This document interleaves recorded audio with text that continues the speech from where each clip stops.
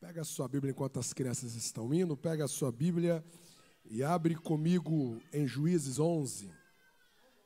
Juízes 11 e 2 Samuel 9. Louvado seja Deus. Deus abençoe a sua vida, que está entre nós esta noite pela primeira vez. Nós esgotamos os nossos materiais de presente, mas nós já mandamos encomendar e nós já estaremos entregando. Nós teremos após o culto uma cantina, está ativada novamente a nossa cantina. Você que veio direto do trabalho e que deseja cooperar, né, e também poder se satisfazer com um delicioso lanche, seja muito bem-vindo à nossa cantina. E também em anexo ali está acontecendo um bazar, tudo por R$2. R$2 estará ali o nosso bazar. Você pode estar passando por ali, ou algo pessoal, ou doando, né? Adquirindo alguma peça para doar. Amanhã, sexta-feira, acontece sempre o nosso encontro de casais conectados. Um ponto de encontro para você investir na sua família. E amanhã, muito especial, nós estaremos recebendo um casal muito abençoados, doutor Esmeraldino, mas a doutora Edna, que estará abençoando os casais. Você que ainda não esteve ali, seja bem-vindo para esse grande momento. Temos algum professor aqui entre nós hoje? Só dá um sinal com a mão, lá, aqui, cá. Gente, a gente consegue aplaudir a vida desses professores hoje? Aleluia, aleluia, aleluia, aleluia.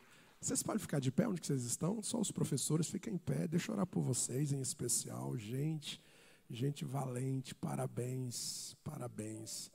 Parabéns pela docência, parabéns pela resiliência, parabéns pelo esforço e pela força que vocês representam na educação do nosso país. Tudo passa por vocês. Pai, obrigado pela vida dos nossos docentes.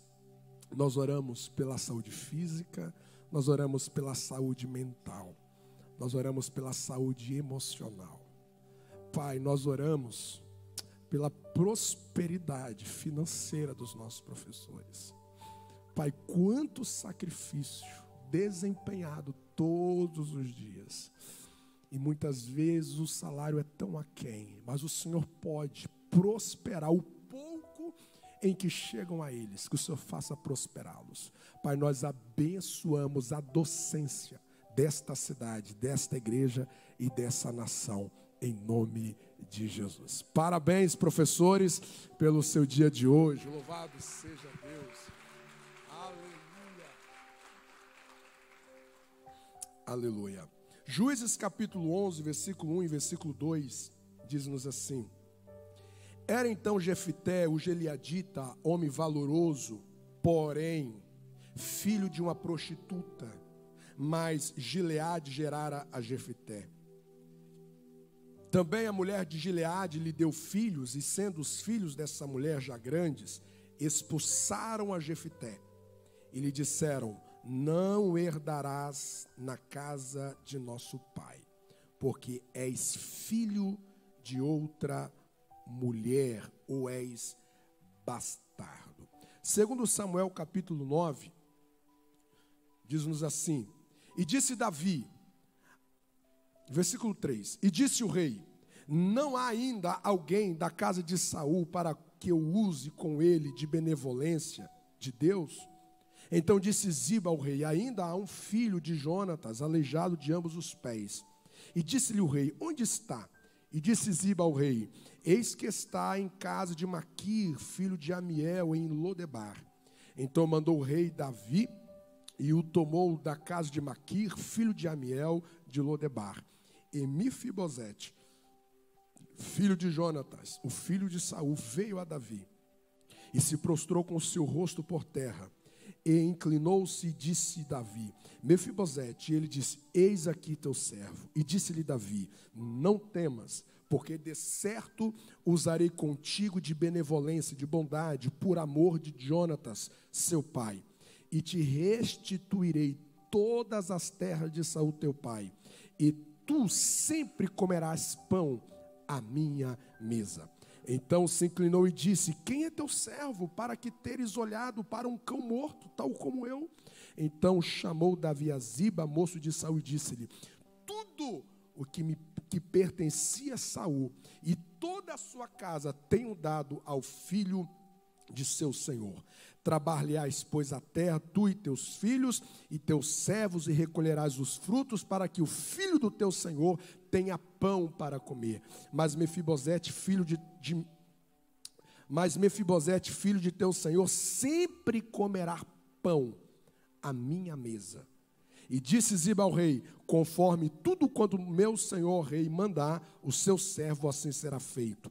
Quanto a Mefibosete, disse: o rei comerá à mesa como um dos filhos do rei.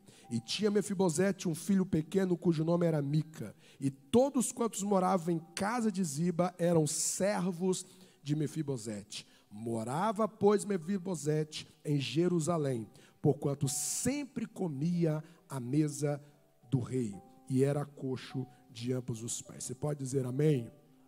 Deus, torna cativo o nosso entendimento a esta palavra, em nome de Jesus. Hoje eu desejo trazer uma reflexão de cunho muito forte, muito forte. É uma mensagem assim para você pensar, pensar, pensar e pensar. Nós estamos no roteiro para falarmos de família. Hoje nós estamos exatamente no meio do nosso propósito. E que bom que você está junto conosco, apresentando ao Senhor a sua causa, o seu dilema familiar. Mas hoje eu quero tratar com vocês algo que Deus falou muito forte no meu coração, que tem sido uma das causas muito sérias que tem levado ao caos familiar.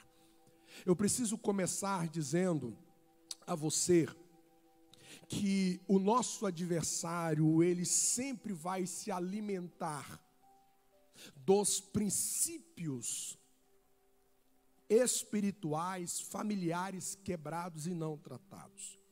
O inimigo, ele sempre vai se alimentar dos princípios que nós quebramos na nossa família, no mundo espiritual. Quando nós não tratamos esses princípios, quando nós não tratamos essas realidades, então o nosso inimigo, ele começa a ter vantagens sobre nós.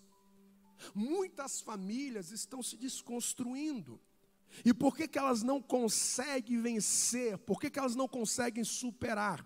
Porque esses princípios que ora quebrados não foram reparados. O maior esforço do nosso inimigo é arrancar as raízes mais profundas das nossas famílias. O esforço do nosso adversário é arrancar toda a cobertura familiar que a Bíblia nos ensina. Porque se ele arrancar de nós as raízes familiares segundo as Escrituras, se ele conseguir descobrir a nossa vida das realidades da família, então ele terá vantagem sobre nós. Esta noite eu quero vos falar sobre a ferida da orfandade. A orfandade talvez seja um dos dilemas mais catastróficos da nossa nação, da nossa geração. A ferida da orfandade tem sido uma das principais causas de casamentos mal-sucedidos, de famílias quebradas. A orfandade tem sido a causa de muitos fracassos de lares, de matrimônios e de vidas pessoais. Permita-me apresentar uma rápida estatística para que você tenha noção do que é a orfandade.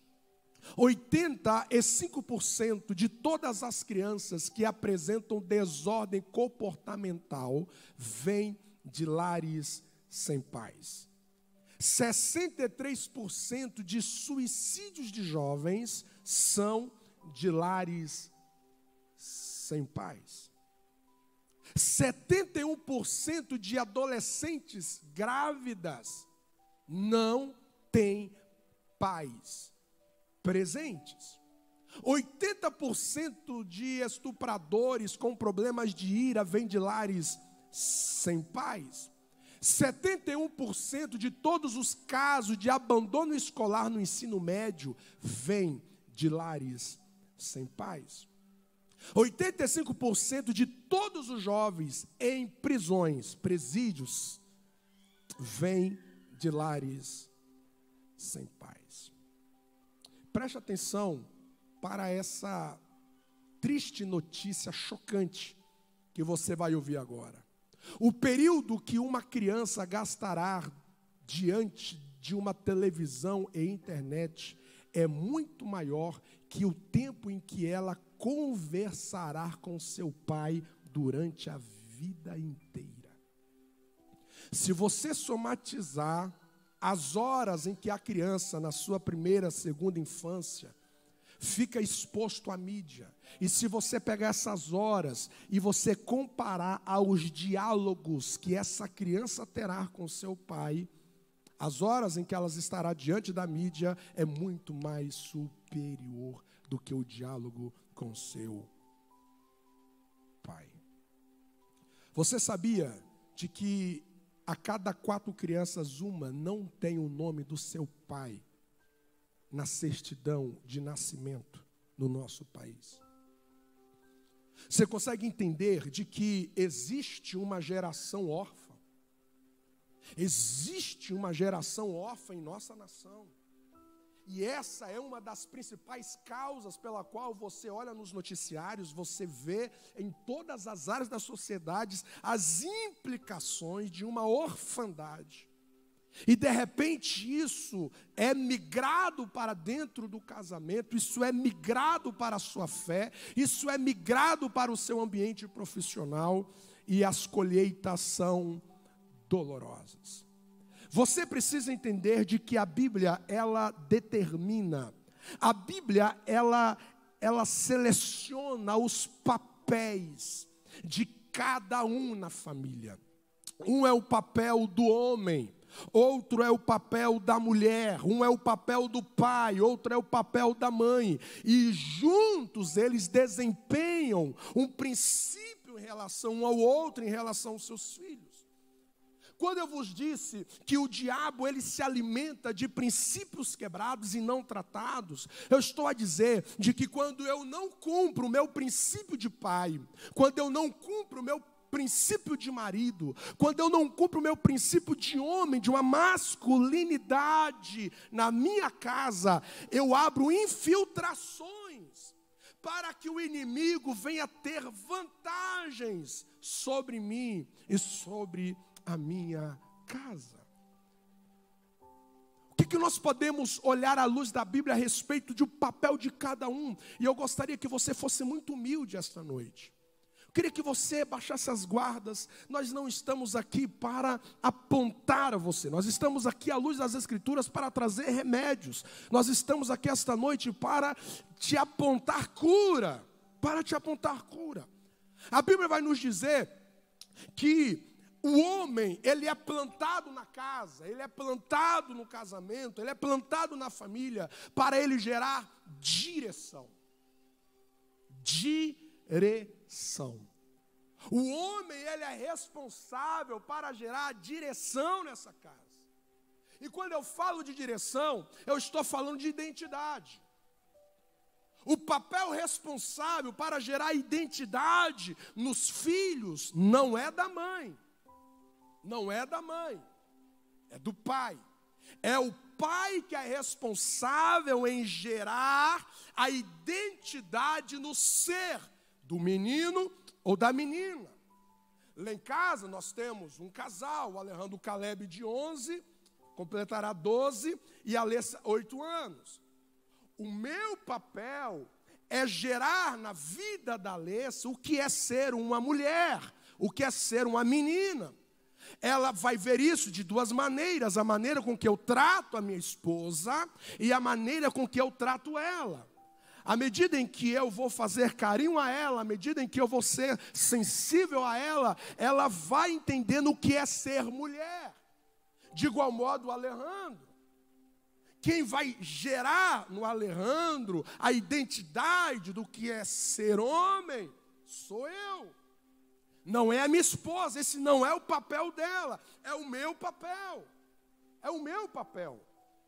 E quando um pai, ele é sacado da sua casa, ou quando um filho, ele é órfão de pai,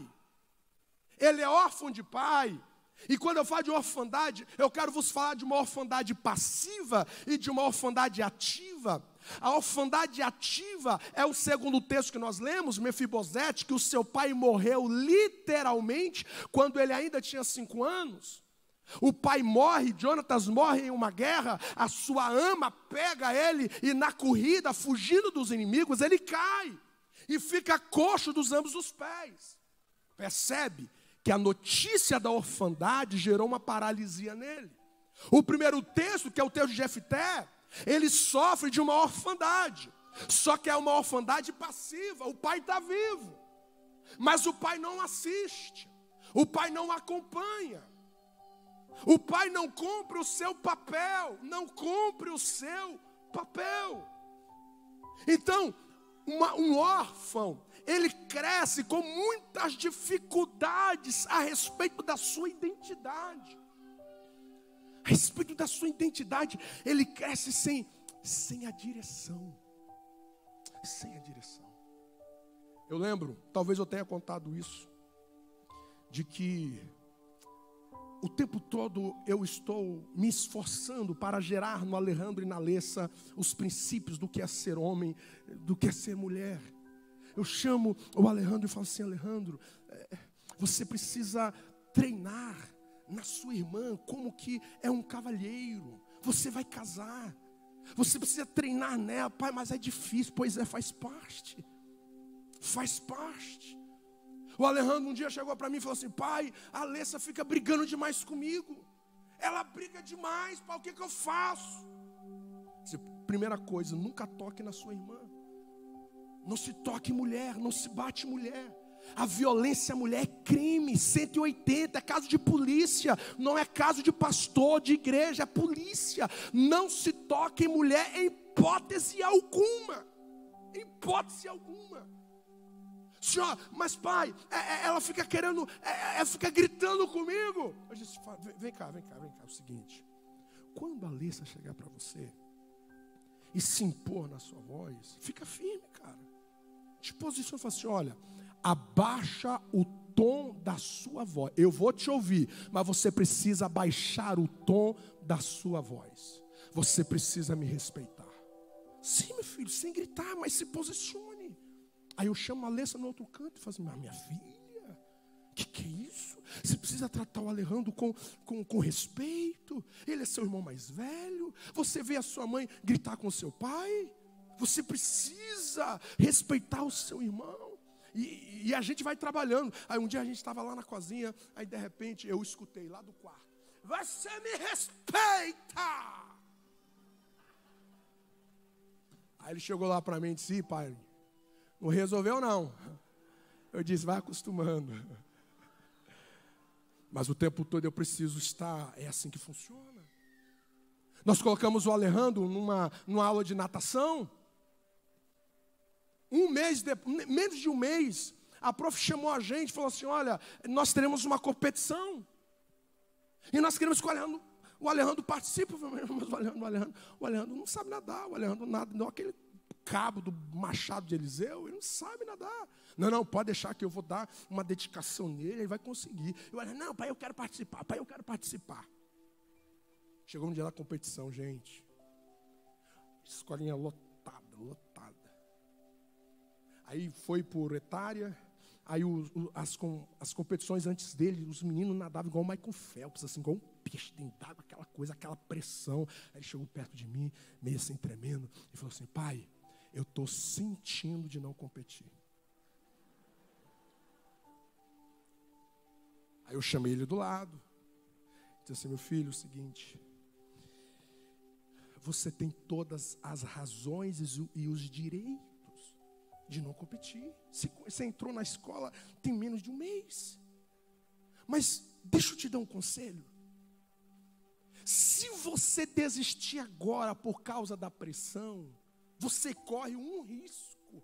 De todas as vezes na vida, quando você estiver sob pressão, você vai querer fugir. Está com pressão no trabalho, você foge. Está com pressão na escola, foge. Está com a pressão no casamento, foge. Que tal você encarar isso? Independente dos resultados, você é o filho do pai, papai te ama. E eu dei aquela injeção de ânimo nele. Tá bom, pai, eu vou participar. E ele participou. E quando acabou a prova, eu recebi, a Eline tem essa foto, poderia ter trazido aqui. E quando ele chegou, eu abracei ele, falei, cara, você é um valente, você é um líder, cara, olha que bom, você ficou em terceiro lugar, cara. E ele todo feliz, pai, meu Deus, não acreditava que eu ia conseguir ficar em terceiro lugar. Aí chegou na hora de entregar as medalhas, aí ele subiu lá no pódio, aí eu vi que ele ficou assim meio abatido. Aí quando ele desceu do pódio, eu falei, pai, o senhor me falou que eu fiquei em terceiro lugar. Mas foi só 3 que competiram, pai. Aí eu falei assim, meu filho, ó, o Espírito Santo é a terceira da Trindade, em nome de Jesus. Segue em frente. Segue em frente. A vida é assim.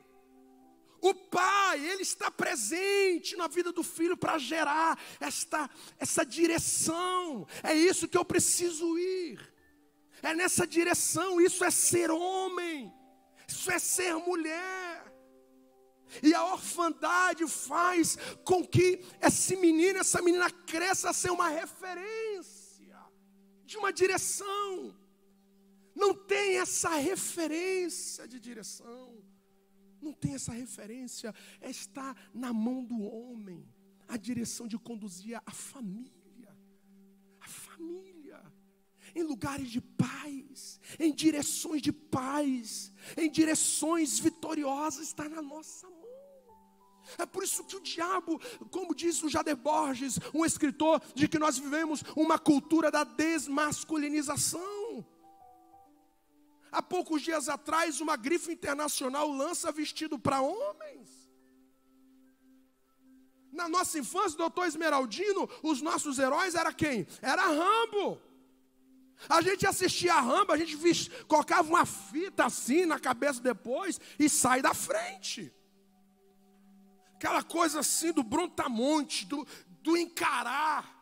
Hoje os ídolos da nossa geração é uns meninos que você olha assim, uma calça colada igual salsicha empanada, mostrando um cofrinho, uma coisa estranha. Muito sigiloso, muito melindroso, muito porcelana. Na nossa infância a gente colecionava cicatriz, subia no morro em cima de um papelão e vinha rasgando no meio do morro, o papelão rasgava e você já viu o que acontecia. Correndo atrás de pipa, entrando em arame farpado, mas a gente sobrevivia. Aquela coisa da garra, do sangue nos olhos. Do sangue nos olhos. O pai era aquela figura que deve gerar no filho essa ousadia de viver. Essa direção da resiliência.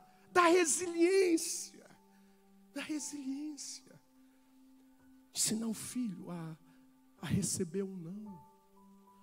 Então deixa eu perguntar para você, homem. Para onde que a sua família está indo, olhando para você? Para onde que a sua família está indo? Para onde que a sua família está indo? O homem, ele é chamado para gerar a proteção. Deus disse para Adão, guardai o jardim. O homem tem de proteger a casa, proteger o casamento. A orfandade gera filhos de síndromes da infância desprotegida. Um dado de estatística pastoral. Grande parte, não estou generalizando, grande parte das crianças que foram abusadas na infância foram de lares desestruturados. Porque quando o homem, ele desvirtua, quando o homem, ele foge do seu papel, ele desprotege a família. Quantos filhos que se perderam na imoralidade quando o pai se perdeu? Quando o pai foi para o adultério, quando o pai foi para a prostituição, os filhos se desandaram. De repente os filhos começaram a repetir o ciclo do pai. Porque o pai é essa torre de vigia, de proteção, de guardar o coração da esposa, de guardar o coração dos filhos. Eu me lembro do meu primeiro carro. No meu primeiro carro, quando eu fiz o orçamento e eu desisti, porque na época era R$536. Eu disse, o meu orçamento não cobre isso. E eu cheguei em casa meio assim, triste, desanimado. E meu pai chegou do trabalho e disse, ei, meu filho, fechou o carro. Eu disse, não, pai, eu estou com medo. Meu pai me chama, colocou a mão sobre mim e disse, meu filho, carro para você não é luxo. Seu filho acabou de nascer, você viaja muito para pregar. O carro para você é necessidade. Meu filho, faça o negócio, porque Deus nunca vai deixar você atrasar uma única prestação. Ele liberou uma bênção para mim de uma tal maneira que aquilo me trouxe uma segurança. Eu fiz o negócio, paguei 5 anos aquele carro, com 5 carros eu paguei aquele carro. Mas eu não atrasei nenhuma prestação, porque eu estava debaixo de um pai que liberou uma palavra que trouxe segurança ao meu coração. Proteção, limites, moral. Isso aqui é errado, meu filho. Não, isso aqui é certo. Não, você está errado. Você vai ser corrigido. Você vai ser corrigido. Eu lembro que a Alessa, uns anos atrás, ela fez uma coisa que merecia uma disciplina. Eu disse, minha filha, vai para o quarto que você vai ser corrigida. Aí você já sabe o desespero, né? Aí ela entrou para dentro do quarto e disse, papai, calma aí, calma aí. Eu disse, estou calmo, estou calmo. Ela disse, pai, eu não estou sentindo as minhas pernas. Aquele dia ela escapou. Mas houve outras disciplinas. Está errado. Esse tom de voz está errado. Não é assim que você trata seu irmão, não é assim que você trata a sua mãe, não é assim que você trata a vida. É o pai que vai gerando isso, é o pai que vai gerando isso, é o homem. Você imagina que a orfandade, a criança cresce sem direção. Imagina que a orfandade, a criança cresce desprotegida. E você imagina que a criança cresce sem limites. Sem limites. Aí de repente você tem a mãe. A mãe, quando ela é sacada da sua posição, ela é responsável pelo vínculo, o relacionamento. É a mãe que tem essa graça, essa natureza de gerar vínculos. O pai corrige o filho fica lá meio magoado. A mãe chega lá e fala assim, olha, você precisa voltar a falar com seu pai. Você precisa voltar a falar com seu pai. Esse vínculo, a mulher tem essa graça, essa nutrição emocional. A mulher vai nutrindo a casa de emoções saudáveis. É ela que vai ter esse senso de organização, cada coisa no seu lugar. Os dois juntos. Quando o casamento vai bem, esse casamento saudável gera uma proteção na sexualidade. Filhos que vão para a prostituição, para a promiscuidade, são filhos que geralmente estão debaixo de casamentos em crises. Em crises. A identidade sexual está intrinsecamente ligado à paternidade. E essa saúde do casal, o casamento saudável vai gerando afeição. Os filhos, eles são leves, não são respondões na escola, são crianças leves. Eles não são rebeldes. Companheirismo. Talvez você olha para mim e fala assim, pastor, Eu queria muito ter crescido numa casa assim.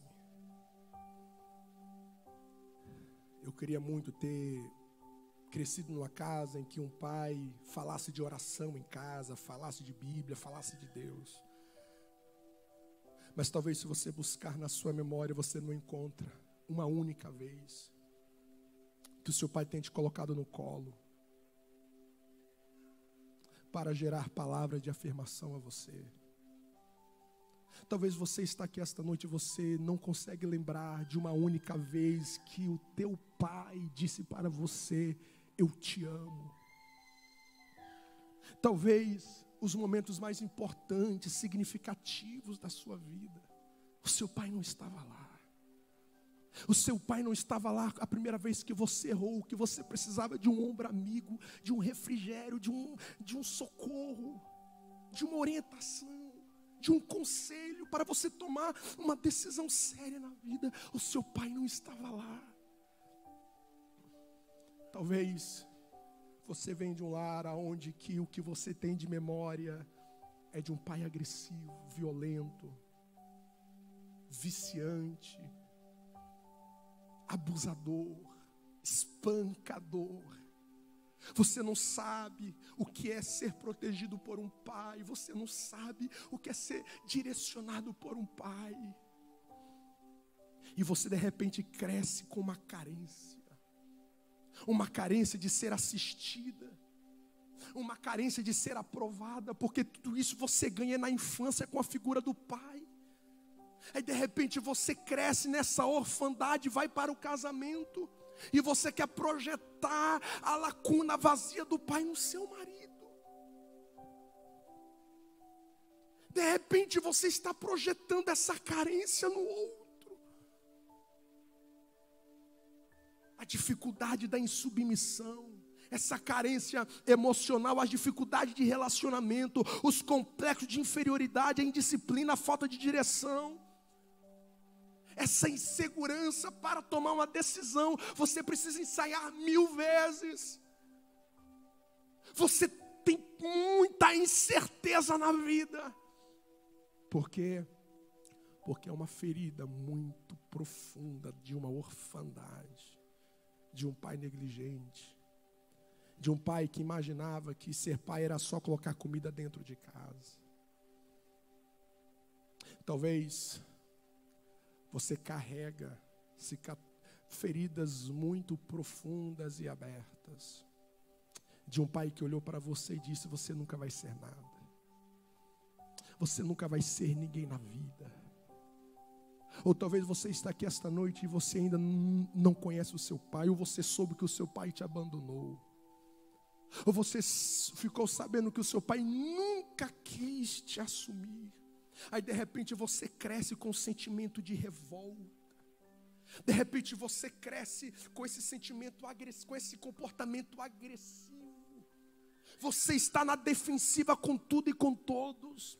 Você tem dificuldade de confiar em pessoas, porque aquele que deveria ser o seu guardião foi o que te abandonou. O sentimento de rejeição te domina.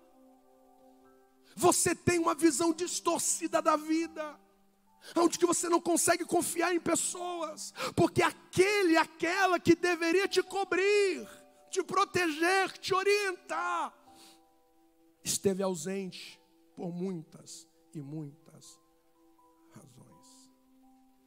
E você vive essa ferida da orfandade na vida.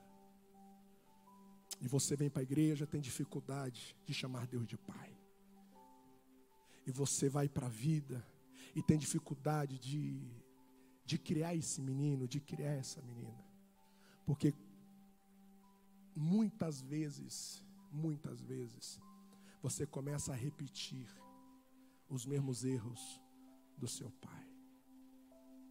Quantos filhos órfãos nós temos hoje? De pais que não os assistem, de pais que não oram, que não protegem, que não direcionam os filhos para Deus. Só trabalham. O que eles olham dentro de casa é um modelo em que a menina disse: eu não quero casar. para viver isso. Eu não quero casar esse abuso, essa relação abusiva.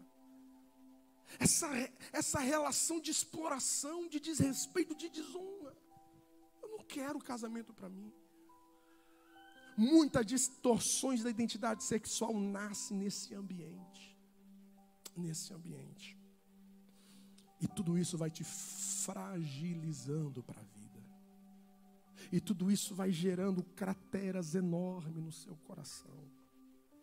Muitas vezes você está projetando isso no cônjuge, de repente você está projetando isso lá no seu patrão, você está projetando isso na igreja.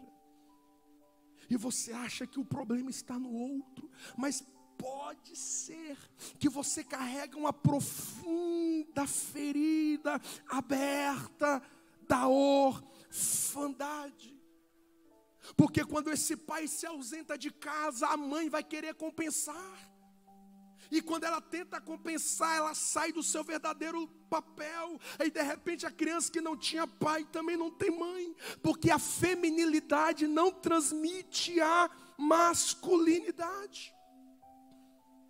Pode se esforçar, pode amenizar. Porque a masculinidade, ela é adquirida, ela é delegada, ela não é nata. A criança precisa aprender a olhar para um outro homem, para ser educada, para ser discipulada, podada, policiada. E talvez grandes problemas na sua relação hoje é porque você carrega essa orfandade. Porque talvez esse pai foi muito abusivo com você. Abusivo emocionalmente. Abusivo porque nunca cumpriu o papel de liberar palavras de afirmação para você. Talvez você venha carregando uma certa revolta e ira com seu pai. Você não consegue conversar com ele. Passa dias, semana, meses, talvez anos que você nunca mais conversou com seu pai, porque lá dentro existe uma indiferença. Você diz assim: o meu pai é indiferente.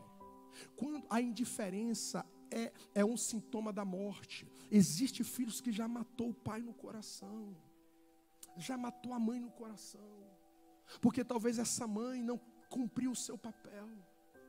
Talvez essa mãe não cumpriu. A mulher sábia edifica a casa. E de repente você nasce em um lar como esse. E de repente você fala: pastor, e eu agora?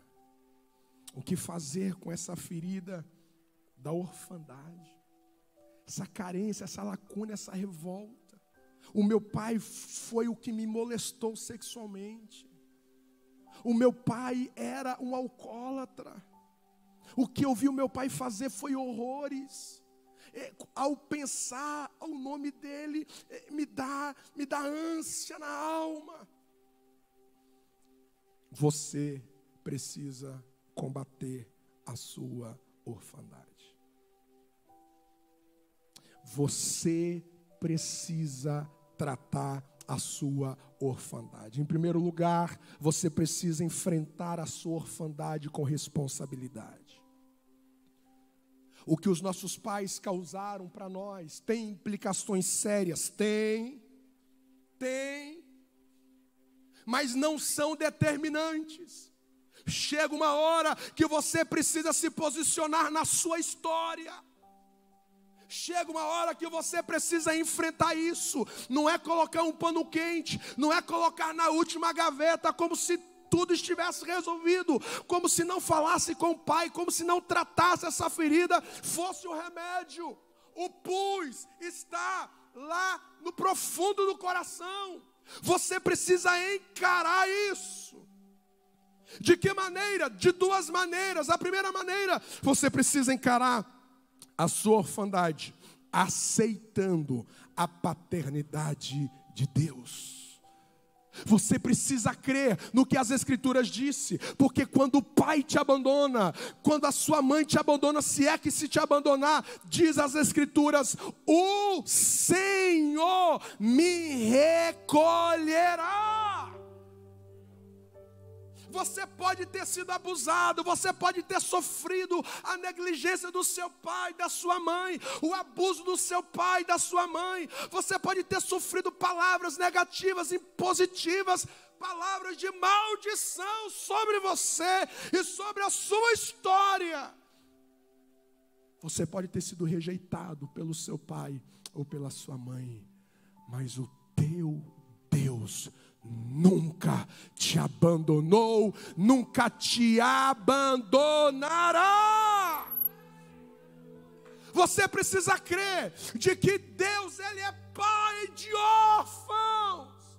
Ele é juiz de viúvas, é Deus no seu lugar santo. Deus faz que o solitário viva em família e liberta aqueles que estão presos em grilhões. Você pode ter sido abandonado por ele, você pode ter sido abandonada por ela, mas Deus está dizendo: eu sou o teu Pai, eu sou o teu Pai, e eu posso te fazer viver em família. Você precisa crer de que Deus é poderoso. Mas todos quantos que o receberam, deu-lhes o direito de serem filhos de Deus, aqueles que creem no seu nome. Quando você recebeu a Jesus como seu Senhor e Salvador, quando você entregou a sua vida a Jesus, naquele momento o Pai te adotou, o Pai te recebeu como filho e filho amado. Você precisa entender que a Bíblia diz que os filhos são heranças do Senhor. Diga comigo: herança não é salário. Uma coisa é salário, um mérito. Sim, o salário é o mérito do seu trabalho, do seu serviço, do seu empenho. No final do mês, no final do trabalho, você recebe o salário. Salário é mérito do que você fez. Herança não é salário. Filhos não é salários dos pais. Filho é herança do Senhor. Eu chamei o Alejandro um tempo atrás e Alessio disse: olha, eu tenho uma revelação para falar para vocês. Eu não sou o primeiro pai de vocês. O primeiro pai de vocês não sou eu. O primeiro pai de vocês é Deus. Vocês são herança do Senhor. Vocês veio de Deus. Papai e mamãe foi o instrumento que Deus usou para colocar vocês na história. Mas antes de papai e mamãe pensar em fazer vocês já estavam no plano eterno de Deus. Levante a sua mão direita, que eu quero declarar uma palavra para você. Talvez você ouviu dele e dela de que a sua gestação foi um engano, de que a sua gestação foi indesejada. Ele não queria que você nascesse. Você foi gerada fora da aliança do casamento. Você foi gerado no encontro dele com ela numa única vez. Você talvez ouviu de que você não foi planejado. É mentira. Você não é um acidente. Antes de você entrar no útero da sua mãe, você já tinha sido gerado no coração de Deus. Você é herança do Senhor. Deus quis que você nascesse. Deus quis que você nascesse. Você não é um acidente. Quem crê e recebe esta palavra em nome de Jesus. Segundo lugar, você precisa encarar a sua orfandade com perdão e reconciliação. E talvez seja uma das partes mais desafiadoras para você. A Bíblia diz: E o coração dos pais serão convertidos aos filhos. E o coração dos filhos serão convertidos aos pais. E a maldição será removida. Você precisa perdoar o seu pai. Você precisa perdoar a traição do seu pai e a sua mãe. Você precisa perdoar a negligência do seu pai. Você precisa perdoar aquelas palavras que ele liberou que você nunca mais esqueceu. E essas palavras vêm te corroendo como gangrena. E essas palavras vão te sangrando ainda hoje. Você precisa converter o seu coração ao seu pai. Isso fala de perdão. Isso fala de reconciliação. Você precisa fazer um caminho de volta. Você precisa olhar nos olhos do seu pai e dizer que você o perdoa.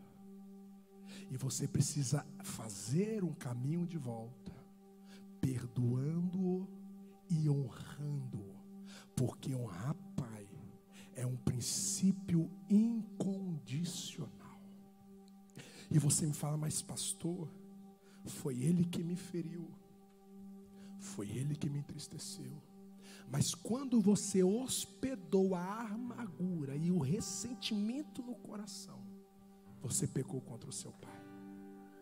A ira, a revolta, a cólera que você hospedou no seu coração contra o seu pai, você precisa pedir perdão a ele. E quando você liberar perdão e reconciliar com ele, a maldição será estancada. As suas emoções serão saradas. A sua carência será estancada. Deus estará curando você. E você, pai, precisa converter o seu coração ao seu filho. Talvez você precise sair esta noite e olhar nos olhos do seu filho e pedir perdão para ele. Perdão de atos, de palavras, de ausências. Talvez você precisa pedir perdão para o seu filho. Talvez você precise olhar nos olhos dele, ou ligar para ele e pedir perdão e orar pelo seu filho. Dizer: meu filho, eu te abençoo, eu me posiciono como homem para ser uma bênção na sua vida. Talvez você precisa reconciliar com o seu filho de alguma ferida que você tenha gerado no coração dele ou no coração dela. E quando o coração dos filhos se converter aos pais, então a maldição, o peso, o fardo que há sobre esta casa, que há sobre os seus ombros, Deus removerá. Porque o perdão foi plantado, a reconciliação foi plantada, o amor foi germinado. E o diabo não tem nenhuma infiltração para tocar no seu casamento e na vida dos seus filhos. Não importa a situação dos seus filhos hoje, reconcilia com ele. Talvez você já liberou muitas palavras pontiagudas diante dos erros dele. Talvez você já liberou muitas palavras pesadas no coração dela. Chegou o dia de você olhar nos olhos dele e nos olhos dela. Se humilha, confessa o seu pecado, converta-se ao coração dela. E então esta casa será um paraíso antecipado. Você pode ficar de pé comigo. Uma professora chegou numa casa, uma professora chegou numa sala de aula e dizia assim: criançada, fala para mim, aonde que é o inferno? Um silêncio ensurdecedor. E de repente, uma criança levanta a sua mão tímida e diz assim: professora, eu sei aonde que é o inferno. O inferno é na minha casa. O professor recebeu um susto. E a criança começou a dizer: o inferno é na minha casa, porque a minha mãe chama o meu pai de diabo, o meu pai chama a minha mãe de Satanás, e ele chama a gente de diabinhos. Professora, quantas vezes que papai chega em casa bêbado e a gente precisa sair pela janela, porque senão ele vai espancar a gente quase até morrer. E ela descreve o quadro de escravidão da sua casa. Professora, o inferno é na minha casa. Passaram-se 6 meses, a mesma professora, na mesma sala, disse: criançada, aonde que é o céu? Fala para mim, aonde que é o céu? A mesma criança levantou a mão e disse: eu sei, professora. Então diga: o céu é na minha casa. Eu não estou entendendo. 6 meses atrás, o inferno era na sua casa, e agora você está... Eu explico, professora. É que 3 meses atrás, um casal de missionários chegaram em casa e contaram a história de um homem chamado Jesus, que ele veio à terra, ele morreu, ele foi crucificado para perdoar os nossos pecados, para nos livrar da escravidão de Satanás, mas ao 3º dia ele ressuscitou. E quando os meus pais creram nessa palavra, quando eles receberam a Jesus, o inferno foi saindo e o céu foi chegando. O céu é na minha casa. Eu quero terminar orando com você. Você que carrega a ferida de um abandono, de uma rejeição, de uma palavra que te fez sangrar, e você quer que Deus te toque neste lugar hoje. Você quer que o Senhor te sare nesta área. Você quer que Deus conceda-te graça para superar isso. Eu quero que você venha aqui à frente. Eu quero orar com você. Eu quero orar por você. A cura de Deus para quaisquer feridas que foram abertas no seu coração. Talvez você está aqui esta noite e você fala: pastor, eu não fui ferido, mas eu tenho percebido que eu tenho falhado muito na minha paternidade. Eu tenho falhado muito na minha maternidade. Eu preciso sarar isso. Quando eu vejo, já falei, quando eu vejo, eu já irei. Quando eu vejo, eu já me perdi. Vem à frente. Vem à frente. Deus quer converter o seu coração ao teu filho, à tua filha. Deus quer converter o coração da tua filha, do teu filho a você. Talvez você fale assim: pastor, o meu filho está muito distante. O meu filho está muito longe. As más amizades arrebataram eles de nós. Eu preciso que o coração do meu filho seja convertido ao meu. Vem à frente, eu quero orar por você. Deus está quebrando todo espírito de orfandade esta noite. Deus está dando cura neste lugar. Deus está sarando terras esta noite. Você que precisa de graça para liberar perdão ao seu pai e à sua mãe,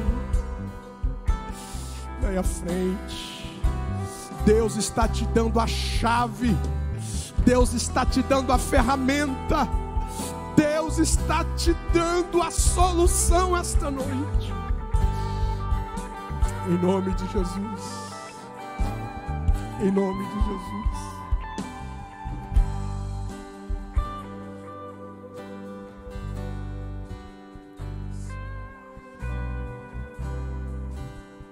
Quantos corações sangrando aqui, Jesus. Eu quero pedir perdão para vocês que estão aqui à frente,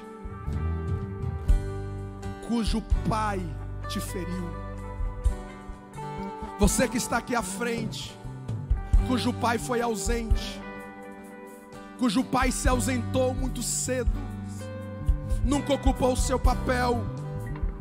Talvez não é porque ele era má, mas porque ele também nunca aprendeu.